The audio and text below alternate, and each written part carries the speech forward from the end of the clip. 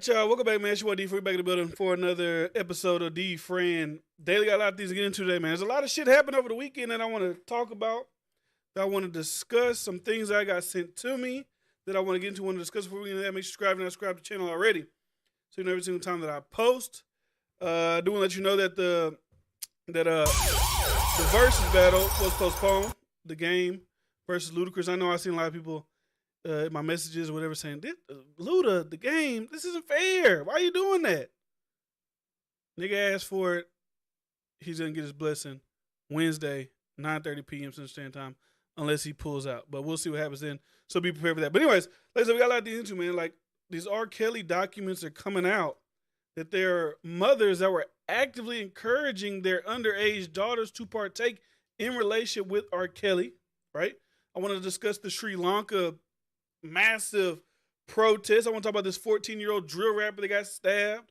I want to talk about all the craziness that went on at the Wireless Festival. NBA Youngboy is going to trial this week for a possible 10-year prison sentence.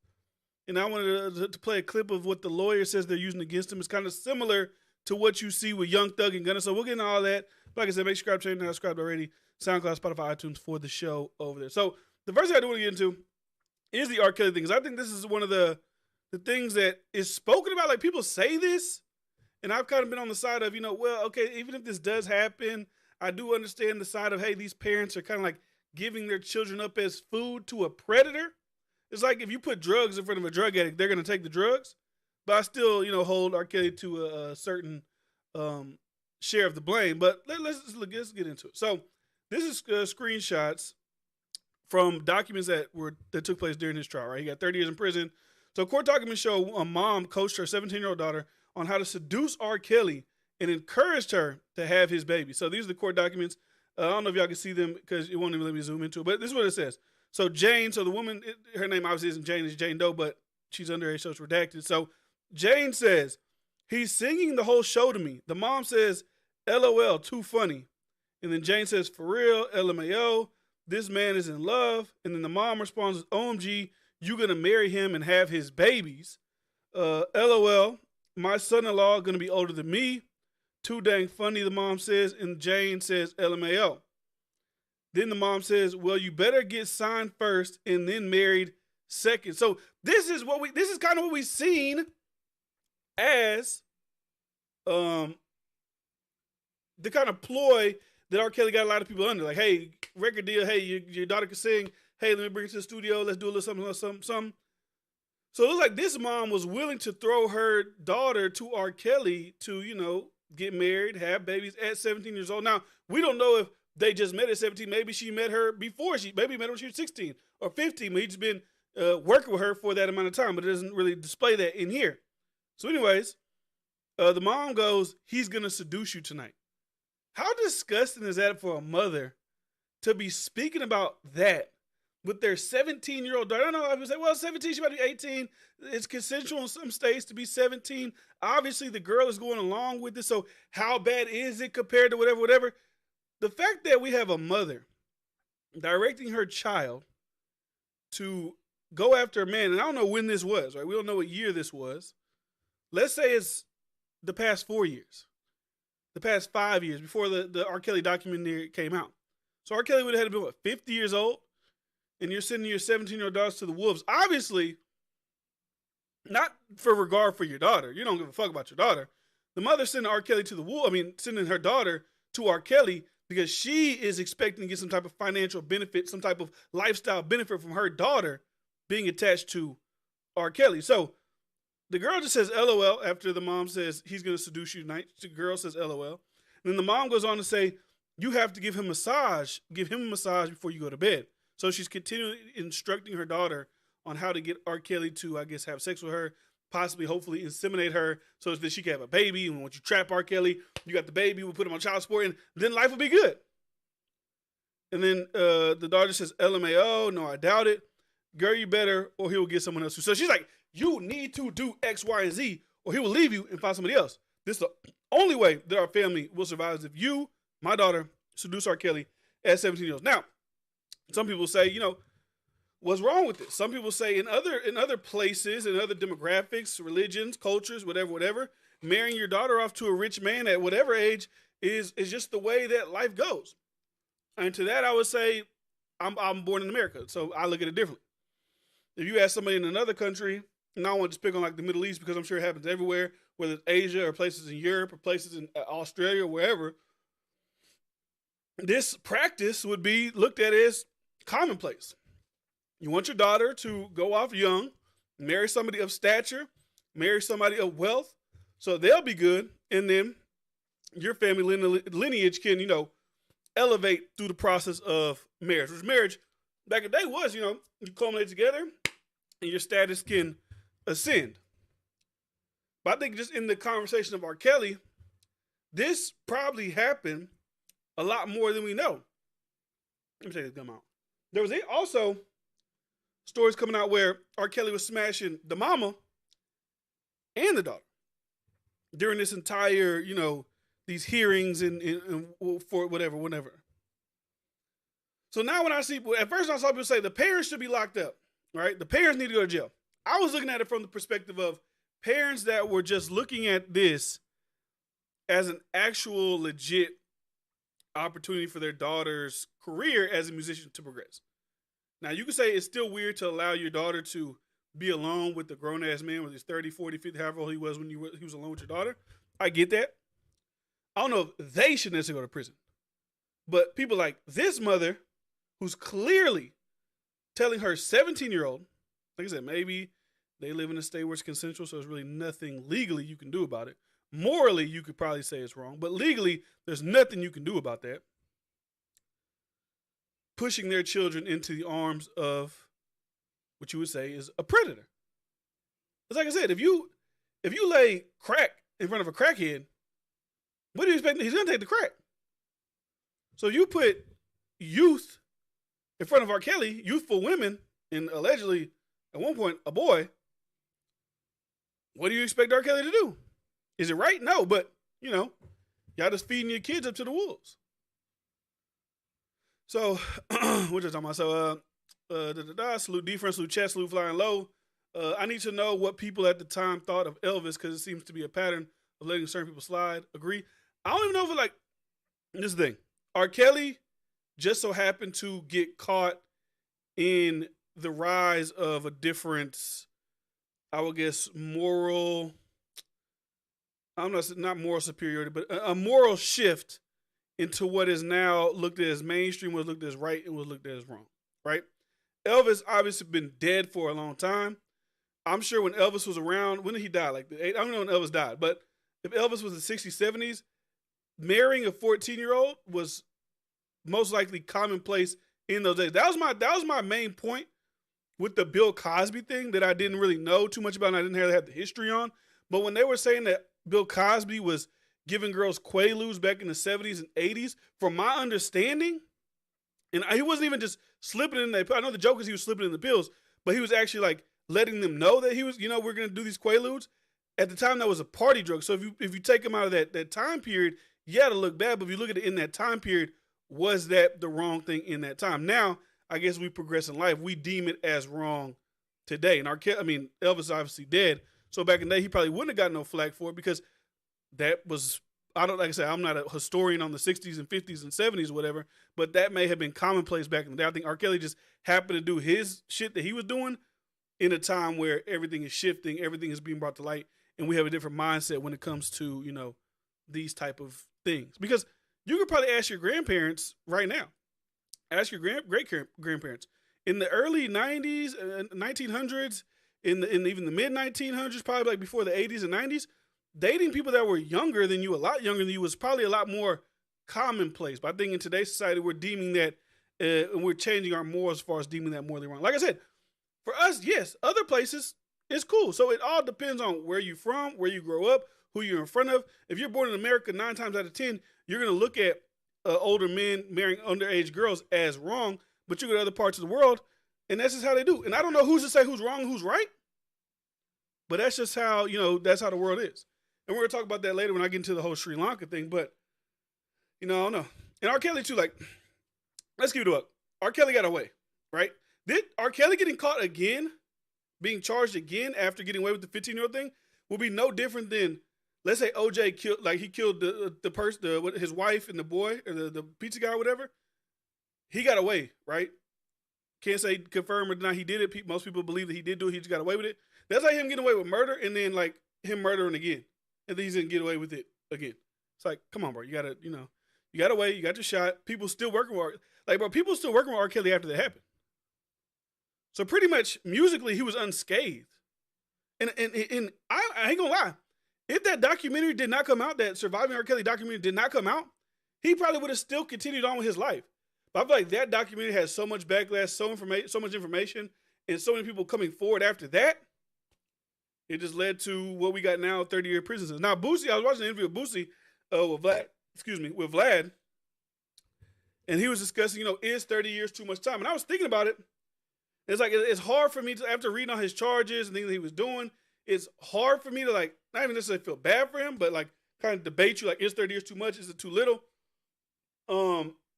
But I do kind of get what some people say, like, hey, murderers get this much time. Hey, we've actually seen like people who, I guess you would say he is raping these young women because they are under the age, so there's really no differentiation from like an actual person who's raping somebody, taking them by force. And even if the girls are consenting, right? And then people say that youthful girls can't consent, so I'm not saying that they're actually consenting, but in the aspect of like they're okay with having sex with R. Kelly at 15, 16, even if they are okay, by law they can't consent, I think you still got to give him some type of punishment. Now, like I said, it's probably a death sentence for R. Kelly. He's 57, right? 30 years, 87. Doesn't he already have some type of health issues? Who's going to say if he ever gets out, the feds, you got to serve at least 25 or a high 85% of your time. So most likely R. Kelly will die in jail. But at the end of the day, it's like, what do you do? He had his chance to live a long, prosperous life. It's not like a new thing. It didn't just happen like 2 days ago and it's whatever. It's like, it's been happening since like the Aaliyah thing was there, but who's to say it wasn't happening before Aaliyah? So, I mean, when you dig your grave, you eventually you're gonna have to lie in it. And for R. Kelly, that's what he's doing. But just bring it back to the mom, like the mom's telling her 16-year-old or 17-year-old daughter to seduce R. Kelly, have his babies, get married first, then sign, whatever. That's just crazy. It's ridiculous. So I'm gonna say R. Kelly got bigger after the trial musically. It's not. So Trail was right. I owe him an apology. But yeah, I mean, that's how that situation with R. Kelly played out. And just to see like mothers that were like actually like coercing their daughters to do these things, it's sick and it's nasty.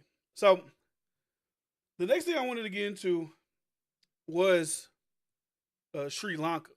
Right, my thing is if you're talented, why would you risk your career in life? It's just what's. I mean that I'm gonna go back to Sri Lanka, but I'm gonna address that comment real quick. So people just do. I think people can't literally cannot control. They're so consumed. I think we always say that, right? We always say, this person is so talented. This person is so amazing. This person has the world in the palm of their hands. Why would they do X, Y, and Z to throw that away? I think when you live in that bubble, when you become this huge, mega famous superstar, or not even, you ain't gotta be famous, just a person in a position of power, you feel like you can do whatever you want to do in your world, and nothing, the law, whoever, the feds, whatever, can burst that bubble. So you think you do whatever you want. So I think that's what happens a lot of times with these people. That's why they're also able to get away with it for so long, because there's people that know about it, but they're so scared of that power, they're afraid to speak out for their own like repercussions that could happen to them. Like how many people, low-level people, that could have spoken out earlier probably knew about R. Kelly? Not even let's bring it to R. Kelly. How many people do y'all think knew about all the politicians, royalty, wealthy people, elite that were going over to Jeffrey Epstein's island but knew what was going on over there and didn't say nothing due to fear of their own like reprisal and repercussions? That's just how, because they live in that bubble. There's so much power within that. Like, think about you. You're a person. Say you're the pilot, or you're just someone who works on the island, right? You're not getting abused by anybody, whatever. And I'm not saying these people did it, but like, let's bring for context. You see Bill Gates on the island, super wealthy billionaire, very influential. You see the Queen's son, Prince Andrew, you see royalty on the island. As a regular person, would you speak out? Even if you knew there was girls that were getting trafficked to that island, that were being used for massage and other, favors or whatever, would you speak out? And that's how that world is able to continue to marinate until somebody eventually bursts the bubble, and then that's when you see all that shit. So, anyways, I don't even be surprised that women doing evil things anymore. Bryce, hashtag Fresh and Fit, hashtag RP, Kevin Samuels. Lydia says, money don't change people, just enhance who you are. Really be no surprise. Like, that's something like, if you have a guy who's like a freak and you add money, fame on top of that, you gotta think that would only amplify the amount of freak shit he's able to do at this point now. So, of course, it's gonna expand to whatever, whatever realm of thing he had. Like, now I'm gonna get off this in a second. So, like, Harvey Weinstein was probably had a perverted, nasty mind, right? But obviously, Harvey Weinstein physically and like, just probably like attractiveness wise, if he wasn't Harvey Weinstein, he might have just been one of those creepy, actual, rapist guys who out there and like capture people and do shit like that. But now that he got himself to a position of power, he was able to, finesse the most beautiful actresses in the world, the most beautiful models in the world. Hey, do you want this job? Hey, do you want to work on, I don't think he worked on these films, but let's say, hey, do you want to work on Avengers? Oh, you want to? Okay, I'm the producer. Hey, suck my, you know what I'm saying? He's able to use that now. So that's when it comes to that. I'll be on my Charleston White when it comes to sexual assault. I mean, yeah, snitch on everybody. He did it. I saw him in the bathroom with the 14-year-old. Get him out of here. I got no issue with that. No issue. So like I said, did y'all see the Sri Lanka shit that was going on? So something's going on in Sri Lanka, right? Something's going on I think Sri Lanka is in India. I don't want to get that wrong, but I believe it's in India. They're going through some type of economic crisis in Sri Lanka. And the people, I don't know how they're getting together. I don't know how they're communicating. They had enough of this shit. So they took over the president's castle, whatever, burned down the prime minister's house, and this is what the scene looked like in the streets of Sri Lanka. Victory! Victory! Here we go! No way we can stop it, man! That's it! That's Sri Lanka! Come on, Sri Lanka! There we go! End of the story! End of the bloody story! Bloody hell! Woohoo! So that's, like I said, if I'm the president of Sri Lanka, I'm getting the fuck out too. There's thousands of people running into the presidential palace or whatever you want to call it in Sri Lanka. I'm getting out of there. And the conversation I really want to have is I don't really have no problem with people doing what they want to do, right? If you feel like your government's fucking you over, and you feel the only way to get your side across as a people, especially I don't know what type of government Sri Lanka runs. I don't know if it's a democracy, you vote for the president, you don't, dictatorship, I don't know. But it was interesting to me to see a lot of Americans praising what Sri Lanka was doing, right? But then when we see people in America do what Sri Lanka did, they get demonized for it, right? And this, I'm going to break it down a little further, because when I say this, I don't think the people that did this were right in doing it, but it's like the telltale sign or whatever the fuck the phrase is for it. Who is the decider of when it is okay to do something and when it is not okay to do something? Who is the decider? That's really what I want to know. Who decides what is okay and what is not okay, right? So when I play this video, I feel like I use a lot of her videos, but I follow her. I see her post stuff. I agree with some things she said. I disagree.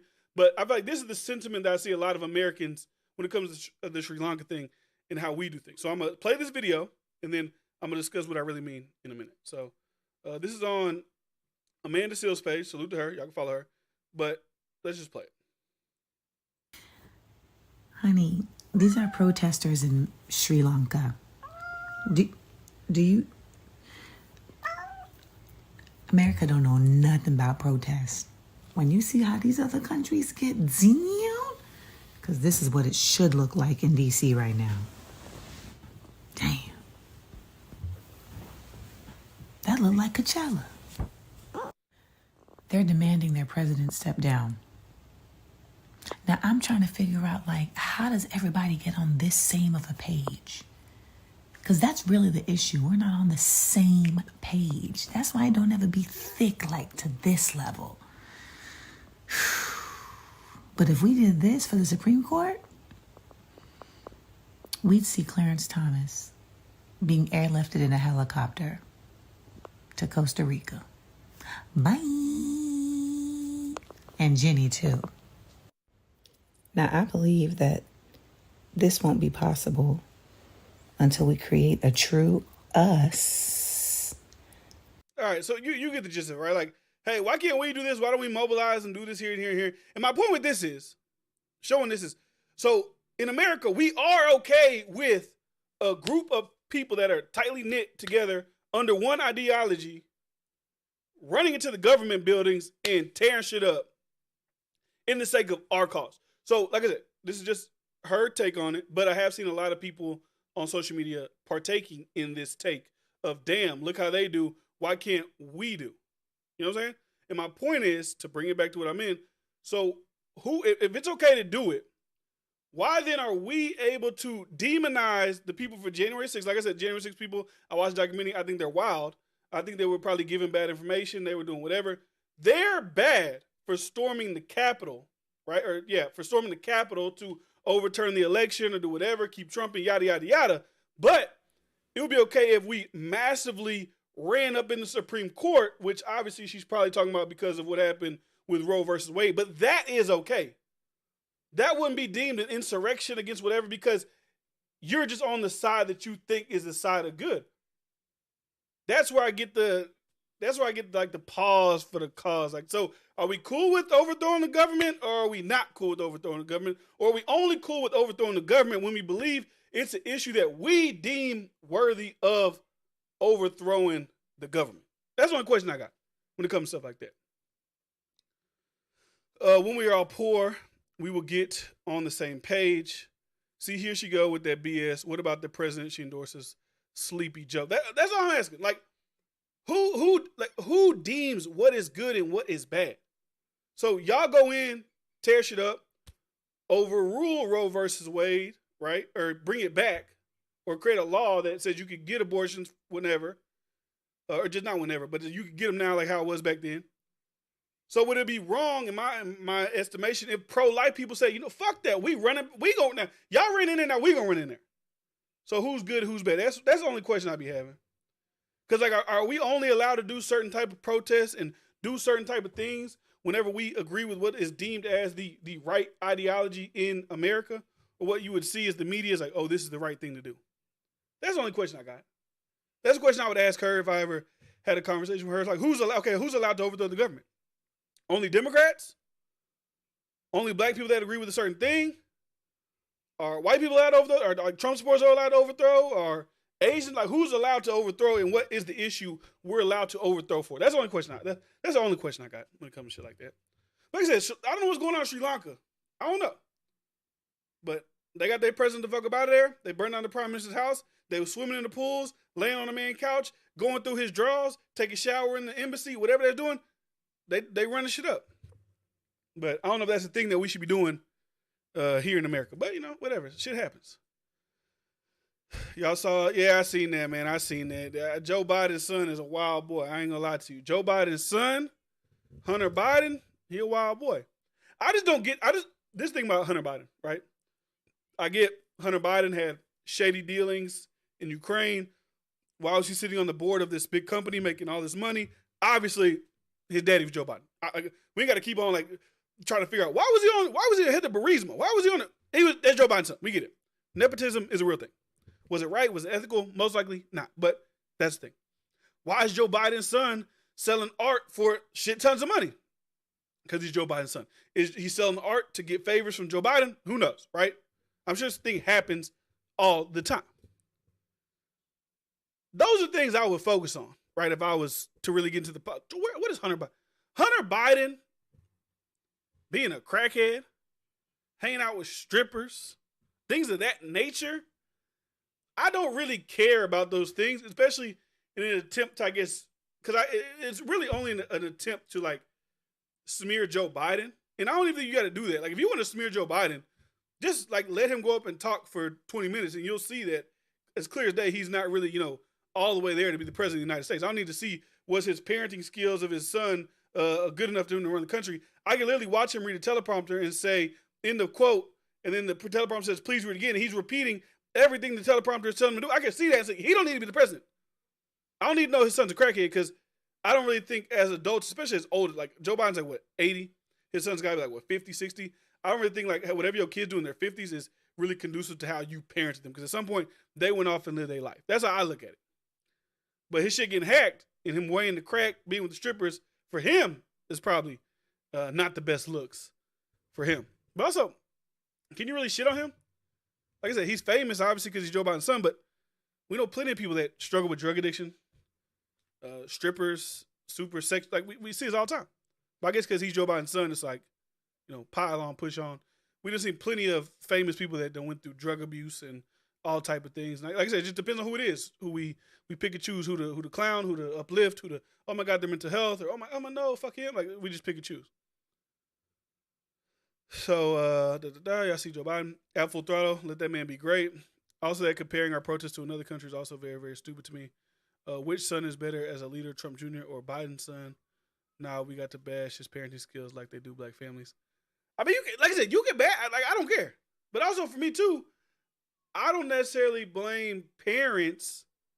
Like if you raise your kid, and he's talking about black families in specific.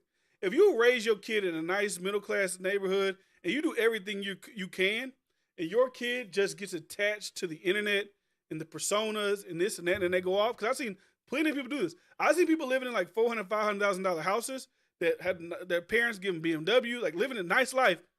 They turn to the hood shit. For whatever reason it is, I doubt their parents instilled that in them. That's all I'm saying when it comes to stuff like that. But that's a good segue because I do want to speak about the youth. In this case, does entail with black youth of what happened just the other day in New York. So there's a 14-year-old who's a rapper. He's a drill rapper out of New York. He was stabbed to death in a subway. 14 years old. Stabbed to death in a subway. And they now caught the person that did it to him. And lo and behold, it's another very young teenager. So a 15-year-old has now been charged with murder in a kid's fatal New York City subway stabbing. So a 15-year-old I don't know why, oh my, that's so cringe. I didn't read this article. I just knew this article had something about it. A 15-year-old hip hopper, why the fuck they call him a hip hopper? But anyways, a 15-year-old hip hopper has been charged with murder in the fatal subway shooting of a 14-year-old up-and-coming rapper in Manhattan, according to police and cop sources on Sunday. The slaying of Ethan Reyes, who performed under the name Nadi Osama, stemmed from a simmering dispute between the pair, sources said. The kid discussed of killing him was not publicly identified by cops because of his young age. He is being treated for stab wounds at New York Presbyterian, sources say. So the suspect in Reyes of Yonkers got into a street-level fight that descended into the 137th Street City College subway station around 3 p.m. on Saturday. The pair had an ongoing feud, sources said. It wasn't immediately clear what it was about. Let's be honest. At 15 and 14, if you had beef with people in 14, 15, you're like freshman high school. Now I don't know where you guys were raised. Y'all could be raised in the streets of the street. I don't know. Wherever y'all raised at. Do y'all think y'all was getting getting to deadly beef stabbing matches with someone due to whatever discrepancy y'all had at 14 and 15 years old? So Reyes initially pushed the other boy on the tracks, sources said. He was then stabbed and tried to run but collapsed on the subway station steps, according to police sources. Cops found Reyes bleeding from the stomach, and the team was rushed to a nearby hospital where he was pronounced dead, authorities said. So this is the scene. Cops are obviously at the subway. Police found a knife and a broomstick at the scene, while MTA security footage provided clear images of all those present. Police identified the alleged assailant using the camera footage, sources said. NYPD on Sunday identified the victim as Reyes. His family had just moved to their Yonkers home in May, neighbors told the Post. Reyes' brother is also a rapper. According to police sources, a couple who lives a few houses down said that loud music often came. Can we please now? Listen, no disrespect to Nadi Osama, who obviously passed away, who obviously died. But can the news media please stop just because somebody raps like for a hobby? Can we please not call everybody a rapper? just because they partake in trying to rap. Like, let's save the rap. Let's give rap some type of respect. Don't call somebody a rapper when they die unless they're actually successful with rapping. Now, I see a lot of people post about Nadia Osama, so maybe Nadia Osama did have some type of relevancy or have some type of fame or whatever.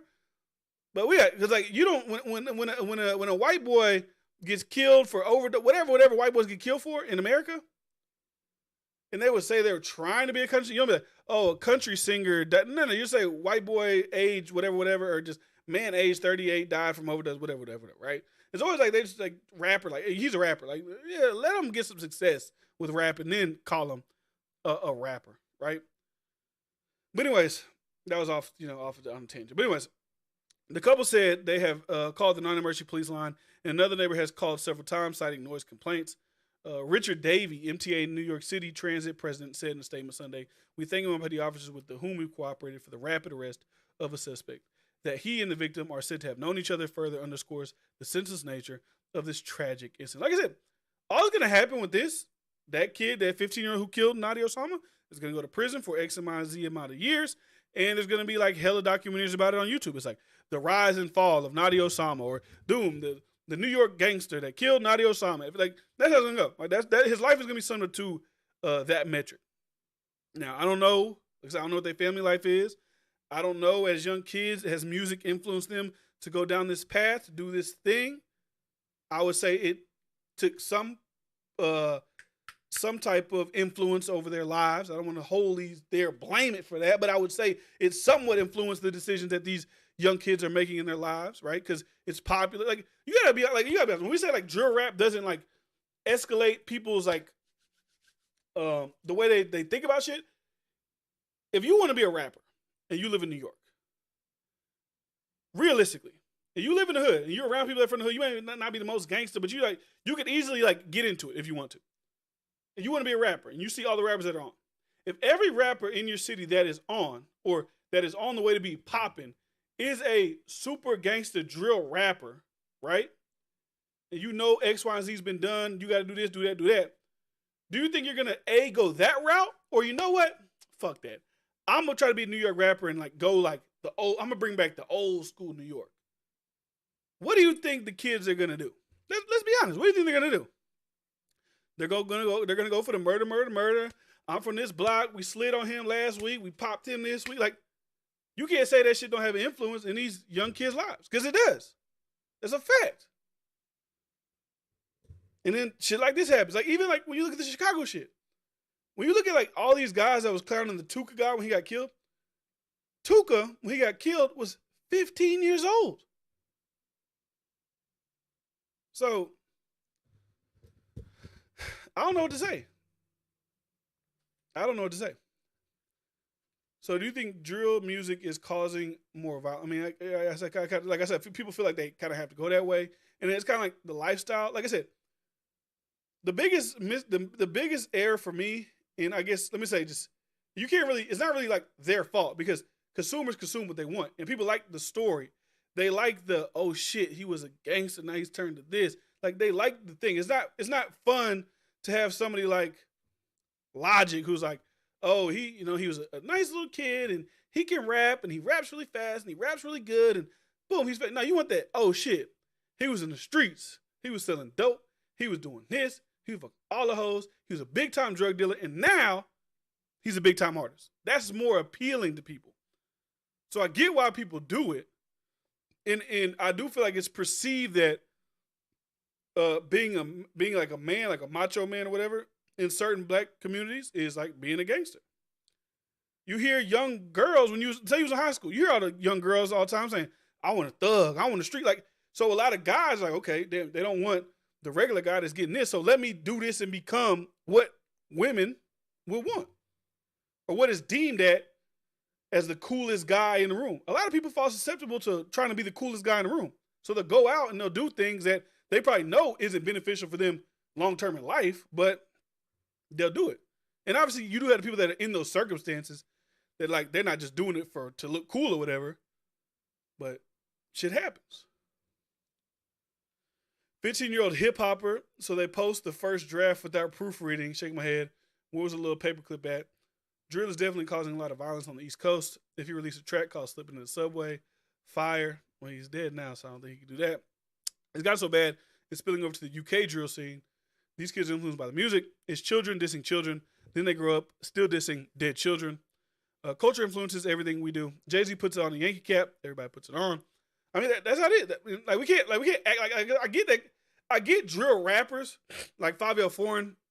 Whenever the Eric Adams guy said drill rap needs to be taken off radios, we need to stop it. And all the DJs in New York and all the rappers, whatever, like, no. This isn't the music. Like, you have to admit that music does play a role in what's going on. Now, people will try to hit you with, well, there wasn't a lot of hip hop going on in the 80s and 70s. What's going on there? You could probably blame that on. Like I said, I don't like being that guy to blame shit on movies and shit like that. Like, because like when mass shooters could be like video games. But we're just talking about like culturally what's looked at as cool. Mobsters, mob bosses, this and that. Like that shit's looked as cool. Who's the big gangster? Who could be the kingpin? And then now it's just trickled in to music, especially with these drill things. I mean, they're all getting swept up anyway. Like, they're literally arresting all these people in mass waves. 20 Yadiyas, Bloods from the Bronx, arrested. Boom, 30 Crips from Yonkers. Like, they're just wrapping them all up. Like, here, take them all. Like, here, put them in prison. And that's how they do it. So, recipes and Nadia Osama, man. Like, you know, I get it. Street shit, brawl, stabbing. But at 14 years old, bro, like I said, I like, kids need, like, he's still a kid. Like, 14 years old, he's still a kid. That kid should be in his house playing Fortnite, living his life, watching fucking iShow Speed. And, like, he should be doing shit like that at 14 years old. Not drill rapping. Like, you shouldn't be, like, there's no, what in your life have you done, or you shouldn't even be near any of that shit to have done to be a drill rapper at 14 years old. Like, come on, bro. But recipes to Nadia Osama, and this 15-year-old pretty much threw his whole life away. Like, this 15-year-old who killed Nadia Osama is going to go to prison. Maybe they give him something. I don't know. Like I said, I got to see the video footage. It could possibly be that Nadia Osama was the aggressor and this kid was fending for his life. Like, I remember when I was reading the story, who got thrown on the subway track first, who did it. Maybe Nadia Osama was the aggressor. I don't know. And the kid could get off on some self-defense shit. But if not, all this guy is now is a lyric that his homeboy could use. Like, little Pedro knocked off Nadia Osama. Like, that's what it is. He's just a lyric now. So, I mean, congratulations. I don't condone like the dissing, but like, you know what I'm saying? If you're gonna be a lyric, be in prison, hopefully it's a big song. So, speaking of prison, let me say something. I want to say something real quick. I said that last week, like when I seen CMG was dropping the album, I was like, I don't give a fuck about CMG dropping the album. I like the people as a collective. Like, I like Black Youngster, I like Moneybagg Yo, I like Yo Gotti, I like Mozzie, I like 42, like ESTG. I like them, but I don't really see them do like a half-ass collab tape, whatever. I ain't gonna lie, the first song they dropped, that's just pretty tough. I ain't gonna lie to you, that shit's pretty good. So hopefully it sounds like a lot of that type of shit, but like I said, we'll see when they end up dropping their tape. At 14, I had a part-time job, was out here smashing, drinking. Ain't no way I was at home playing video games all the time. At 14, you had like I said, different strokes for different folks, I guess. At 14, I had a part-time job, was out here smashing, drinking. Hey, maybe you had I don't know. That's a life for a 14-year-old right there. But anyways, I want to speak on this NBA Youngboy shit because I didn't even know he's going to trial next week, right? So NBA Youngboy is going to trial for, I think it's a felon in possession of a firearm. And the evidence that they're using against NBA Youngboy to potentially send him to prison for 10 years is eerily similar of what we see is becoming the trend in 2022. Rapper says X, lyric proves this. So this guy is, I would assume now he is like pretty much the hip hop lawyer. Whenever there's a hip hop case or anything dealing a rapper, he's the guy on the job. He's the guy breaking it down. So I want to play this video and then let's discuss what he's talking about. NBA Youngboy update. This is Bill on Tuesday next week. He's going to trial in California on a federal gun case facing 10 years. I've been wondering what evidence each side has. Are there fingerprints? Are there DNA evidence showing that he held the gun? Guess what? There's no fingerprints. There's no DNA evidence tying NBA Youngboy to the gun they found in that car. Instead of using something like DNA, fingerprint, a cop saying, hey, I saw that man with a gun, they're going to use rap lyrics and they're going to use pictures of him holding guns to argue, hey, jury, here's a song where this kid is rapping about FN. And FN is the same gun manufacturer as the gun we found in the car that day.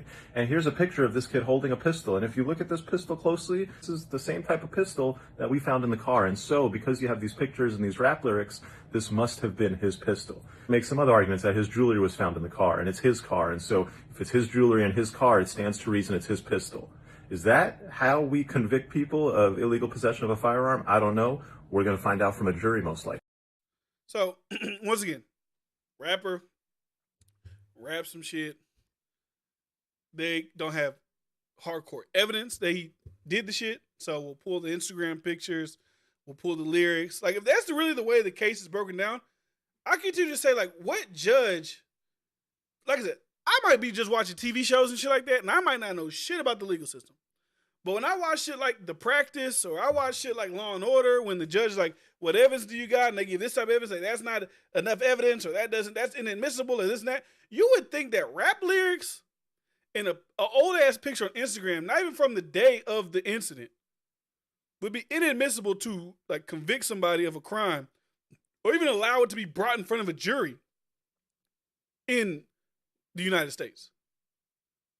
So it does seem like, from what we're looking at with YSL, with NBA Youngboy, and other people that use lyrics and don't have a lot of physical evidence in pertaining to their case or why they're holding them on bond or whatever, it should look a little shaky. Didn't they catch him evading with a gun now?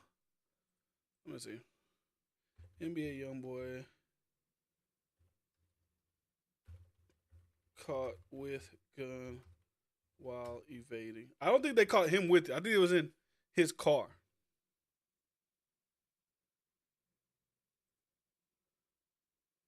That's what I think it was. So I'm reading it. See, hold on. According to on February 2nd, Judge Dick of the United States District of Louisiana has granted one of the motions the rapper's legal team presented.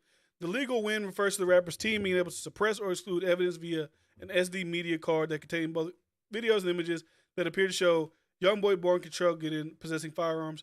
See, look. So I don't know if he has different cases, right? So this is from a judge. This is what I'm talking about. This is how I feel like is what the judge and legal system is meant to do. Like, you shouldn't allow a photo or this to convict somebody of something you're trying to get them on right now. So a judge, Youngboy never broke again. Judge throws out video and photo evidence in federal gun case. Now, this was March 2022. So, according to court documents filed on February 24th, obtained by XXL, Judge Sheila D. Dick of the United States District Court, Middle District of Louisiana, has granted one of the motions the rapper's legal team presented. The legal win refers to the rapper's team being able to suppress or exclude evidence via an SD media card that contain both video and images that appear to show Youngboy possessing firearms. So this is like, they try to do a similar thing in Louisiana. Like, you remember when NBA, so there's like two different cases, right? The LA thing is when he was like hiding under a house or some shit like that, and they caught up with him. And this one is, I think they like busted a music video. There's like a plethora of guns, but I feel like it's kind of hard to say whose guns are whose guns. But obviously, Youngboy, arrest his ass. So this judge was willing to say, all that video, photo evidence you got, you can't use it. But it seems like, for what we're looking at, the people in LA are like, fuck it, use it. If that doesn't get you a conviction, I'll allow you to use that to show to the jury. But like I said, it seems a little shisty, looks a little shifty. I don't know the proper legal terms, but I just don't feel like that should be admissible in court to convict somebody, especially when you're battling 10 years in prison. If I'm battling 10 years in prison, I want y'all motherfuckers to do your job. You ain't find no fingerprints. You ain't find no this. You ain't find. We've seen people get off on less than that. Because just because a gun, I guess, is in your car doesn't mean like it's in your possession. Like it's not yours. A homeboy could have left in the car. This person, like, anything could happen. But to allow the federal prosecutors to use your lyrics, because I rapped about an FN a year ago, they can say, well, that's an FN. He said he had an FN. What do you think? He has an FN. Like, That's them talking to the jury. He had it. He rapped about the FN. You can see here in what do they call that shit? Whatever the fuck. Image 37. You can see it here. Ladies and gentlemen of the jury, if he raps about having the FN, if we got picture on Instagram from 3 years ago with the FN, the day we caught him in the car, he ran away, but his jewelry and the FN were in the car. Ladies and gentlemen, you got 3 right there. The FN was his. Rest my case. Like I said, if I'm fighting 10 years, I don't want shit like that to be allowed to just ring off in court. Like, no, you gotta get me that day with that weapon in my hand, DNA on the trigger, all that type of shit to get me. That's how it should be. But look like it's different strokes for different folks when it comes to amount of evidence. Yeah, it ain't mine. I don't know how I got there. You gotta prove it. I mean, I don't know. There's a little bit different thing. Like I said, I'm going off what this lawyer said. Like if you caught me with coke in the car, like I said, I'm not saying they can't say the gun is his just because they found this one. Let me rewind real quick. I'm not saying they can't say the gun is his, right? Because they did find it in his car.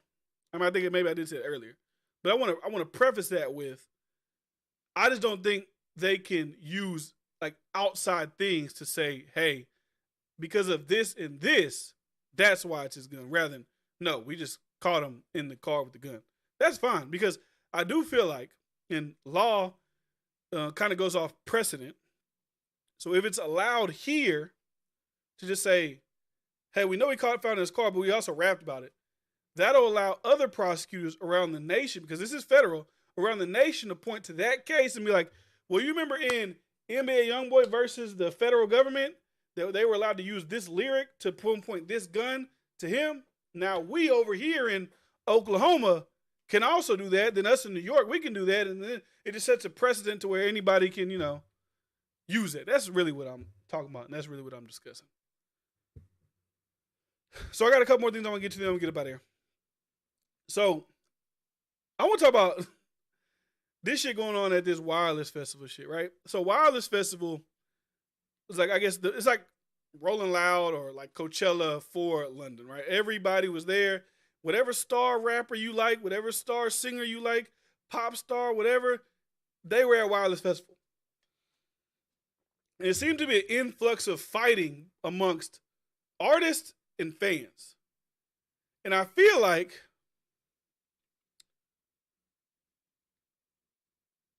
IDK fam, this is a slippery slope. If it was more people in the car, you could have skated away from this. I might get it. 38 months. I see what you're trying to do. 38 months, 38 baby. But anyways, wireless festival. I'm going to just show you a couple videos, right? So I feel like, honestly, and I don't know who went first, who went last, but I saw this video first before I saw his other videos, which I feel like when I talk about precedents, Playboy Cardi set a bad precedent for fans at wireless festival. So Cardi allowed a fan to run, multiple fans. Cardi kissed one of the fans on stage. Then another fan ran on stage. He let him perform them for a little while. He set a very bad precedent at wireless festival with doing this.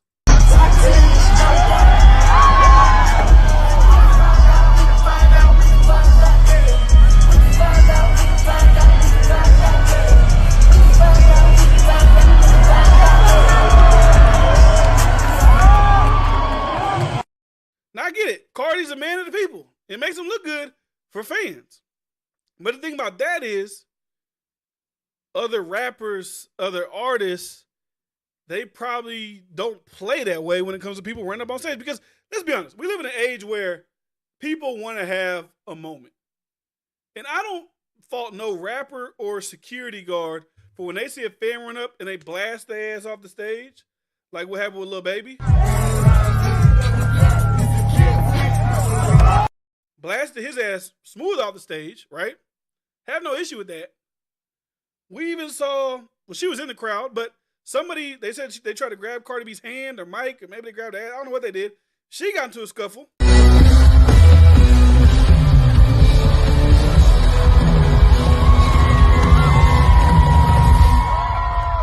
yo, London, you just witnessed the fucking Cardi B. So I don't know what the fuck's going on there. And then to me, the crazy one on, because this one, honestly, this one was unprovoked. Like I said, Cardi Playboy Cardi, he's a good guy, I guess. He loves his fans. His fans love him. He's looking at it as a moment just to, I feel you. I feel the people. I don't know why Roddy Ricch decided to go and kick one of the fans when they ran on stage. Take a look.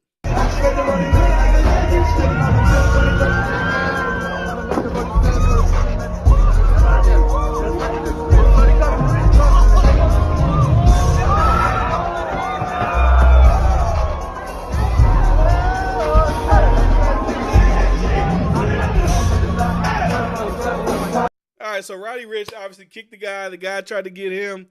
I don't know. First of all, I don't know why Roddy Ricch went over there. Right? If you got the security, got this guy down who's a fucking lunatic trying to get on the stage trying to make a moment, why you go over there? And as soon as he goes over there, now I don't know if the guy knew that was Roddy Ricch or maybe he thought it was security. He didn't want to fall off the stage. He grabbed Roddy Ricch's leg. Then Roddy Ricch proceeds to go and kick the guy. Maybe that's a little bit much. Roddy Ricch,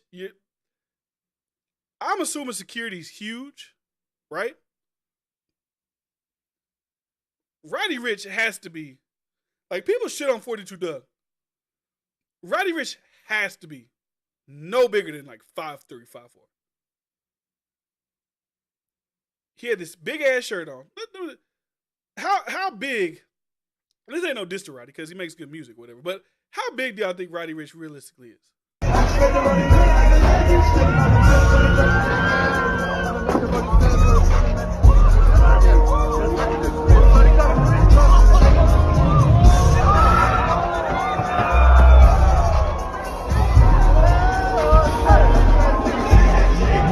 I need the guy who does. You ever see that guy on TikTok who does those things where he's like, he gets all these circumstances within your video to find out your height. So, for instance, with Roddy Ricch, he'd be like, okay, this is a synthesizer microphone.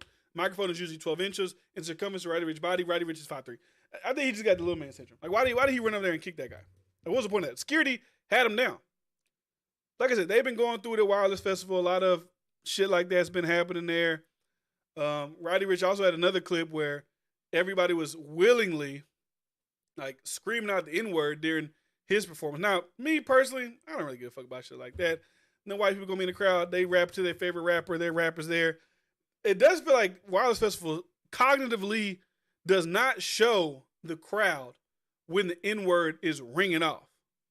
Because they don't want to, like, ruin somebody's life. We saw the video with Drake when Drake was, "Is a room full of niggas," and like there's like a black girl and there's a white guy and he's like belting it out. That's that though. With Wireless Festival. You know what? I do one thing. I'll be right back.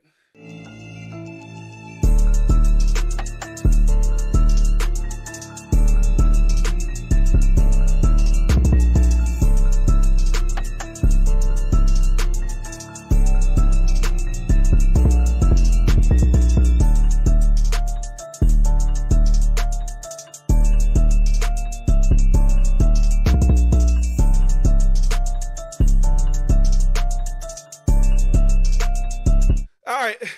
Last thing, ladies and gentlemen. Sorry for the brief intermission. Last thing. And there's two parts to this. Because I think this shit is so sad. People think it's on the internet. They think it's cute. They think it's whatever. And I just seen this over the weekend, so I feel like I wanted to talk about it because I have something to say about it. Blueface and his girlfriend. Now, she may be in love with this guy. But I feel like she is a very sad, confused, lost young woman. So she has, not only does she have Blueface's initial somewhere tattooed on her, right? She has a big ass neck tattoo of Blueface's face. Now her thing is she's toothless, and now she went and got Blueface's picture, I don't know what it is, put on the tooth, tattooed on it. I don't know what it is. Probably not tattoo because you need blood. But put onto the tooth. Take a look at this. I did it for you. Took the tooth. Pink is a color, blue is another. I'm a Baltimore lover, bad motherfucker. I don't take no shit from bald head bitches like you. It's a vibe. Now, for a man like Blueface, I can understand why you would want a woman who is like overly obsessed with you. For whatever reason. He fucking her good. He got money. He's famous. I don't know what it is. But nobody should be that enthralled and obsessed with their significant other. They beef every day. They get off of each other. They hate each other. They bag with each other. She, 4 months ago, she stole his G-Wagon, drove it across the country. Then she broke into his house and cut herself. And then Wack 100 was about to fight her. This whole, it's a thing, right? And I was thinking, bro, if this was my daughter, how would I feel? As a father, like I said, I don't put her family. Like I said, I don't know her family. I don't know if something happened to her dad. I don't know her. So I'm not trying to diss her. I'm really taking this away from her. Now she is in a situation. I'm trying to take it off of her, really. But if you saw your daughter going through these things, wouldn't you think that this is a cry for help in some way? She's looking for some type of male figure to, cherish her, and she's looking for some type of protection. And I guess she sees it in Blueface. But it's at some point that shit just looks crazy. That shit looks like the cases where they're overly obsessed. He may even be just obsessed with her, but he's able to play it off better on social media, where something at the end bad happens. Now, I don't wish that on nobody, but it feels like something at the end of this rodeo, something bad happens. And it also made me think when I saw this. At one point, Blueface was obviously bigger than she was, right? She was just a contestant, I believe, on the show he had. And then I guess she became the one that he fucked with the most. She fucked with him. They got the most attention, yada, yada, yada. I could be wrong. Like I said, I'm not in the youth generation, so Blueface may be bigger than I'm thinking he is within the youth. But when I see the only time I see Blueface at this point in his career is when it has something to do with her. So at this point, I feel like Blueface may be staying with this young lady, not because he actually loves her, likes her, because staying with her is beneficial to his career. Because like I said, the only time I see Blueface or anything with his name in the title of a headline or this and that is when it has something to do with this young lady. Like I said, smart for your career. I don't know if this is going to push music sales, but at least you're being discussed about whether negative or positive. Blueface's name is still relevant, within the cycle because of her. So I ain't gonna lie. If I was this girl, Krishan Rock, and obviously she tries to make music, I don't think the music should really pop for her. That's fine. You're a personality now. You gotta start. She in love with him, so she's not gonna do this. But you gotta start charging this nigga. The only reason people are talking about Blueface now is because of you. That's it. Maybe before it was the other way around, but now we look at blogs. The only time you see Blueface when you see her.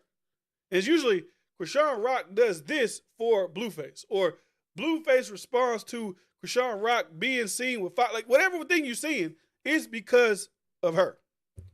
Like I said, all the other shit, on a human level, the shit looks kind of tragic. It kind of looks sad. You got the man tooth picture, you got the man's neck. Like I said, maybe she's looking for a manly figure in her life. So this is just the person that she's latched herself onto, possibly, potentially. But I'm done. I got nothing else today. I appreciate y'all for watching. And if you subscribed, I appreciate you for subscribing. Make sure I see the Mic Drop podcast in here. I'm assuming that's Wardu. So all y'all that in here, be ready for the slaughter Wednesday, 9:30 p.m. Central Standard Time. Ludacris, The Game. And if you was in the chat, Flying Low, I know you was there. I know you was there last time, Flying Low. Now he's scared.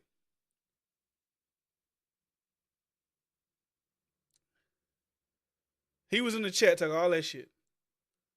The Game got X million hits. The Game versus anybody. I'm the best versus duo in the world. It's all about the order. All the shit. Wednesday, 9:30 p.m. Central Standard.